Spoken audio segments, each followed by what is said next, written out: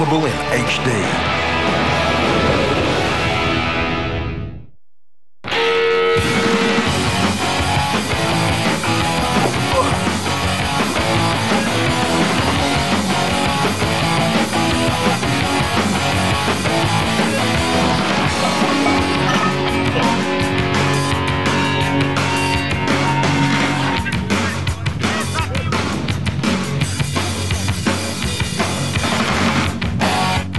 You're watching Rugby League Summertime on Fox Sports, presented by Warrenora Plumbing Services, the petrochemical and pharmaceutical specialist.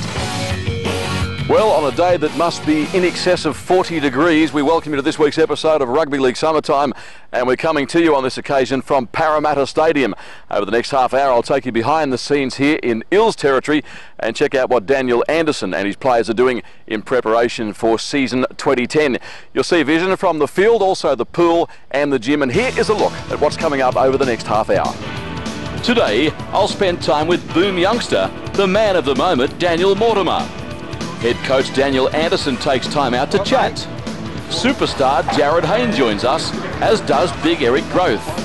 New signing Justin Poor speaks with us, and in a rare interview opportunity, I'm joined by cult hero and the man that would run through a brick wall, Fui Fui Moi Moi.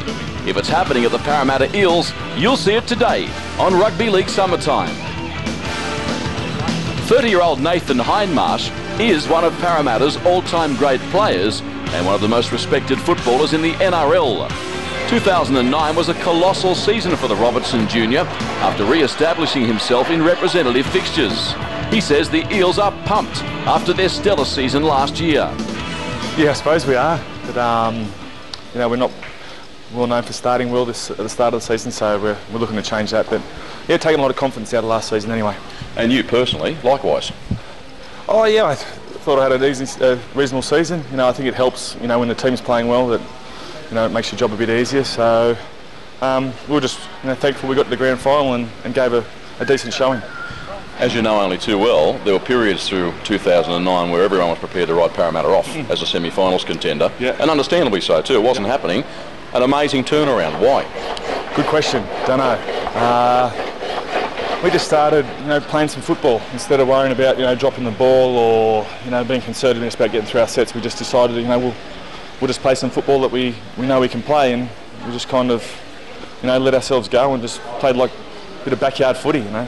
Not too many rules and not worrying about getting penalised and that type of stuff. Sure. And some good signings too that'll only further strengthen a very good football team. Yeah, definitely. Shane Shackleton, I think, is an awesome buy for us, you know, along with Justin Poor and Tamana Tahu when we can get him actually training. Yeah, sure. You've obviously played a fair bit of footy with Tamana in the past. Do you expect him to have any difficulties in the transition back into rugby league, apart from the fact he's not training? No, mate, he'll slot straight back in there very easily. You know, he's an awesome bit of machinery, or a bit of human being anyway, so we're glad to have him back. The recent Jarryd Hayne contract extension has provided the Eels with a massive boost ahead of the 2010 season kickoff. Hindmarsh says the team and its fans will derive plenty of benefits from the fact that Hayne has been wrapped up for a further 3 years. Gets more kids into the game, that's for sure, especially around the Parramatta district. You know, they love watching Hainesy, but just it lets, you know, your juniors that are coming through understand, you know, you can play first grade for a long time at the team you want to play at, and you know, we're thankful enough to keep him. You know, plenty of other teams wanted him, but it just shows, you know, Jarryd likes the club, he likes the way it's run, and it's very professional here. You know, I think we're very thankful that he stayed on. Yeah. Daniel Mortimer obviously made the world stand up and take notice in 2009. How hard is it, from your experience, to back up and do it again as a young bloke? Yeah, tough. A lot of pressure on you, particularly media-wise. You know, they're quick to jump on board. You know, if you're not playing well your second season, and also, you know, opposition teams. They know your game plan a lot more, and they tend to know what you're good and what you're not good at. So, yeah, they know what to expect from him now. I think the last 3 years in succession I've visited an Eels session at this venue, and you and I have talked about your toe, which is always being operated on. We're not going to do that this time, but you have had a scaphoid lunar ligament repaired in your left wrist. Tell us about that.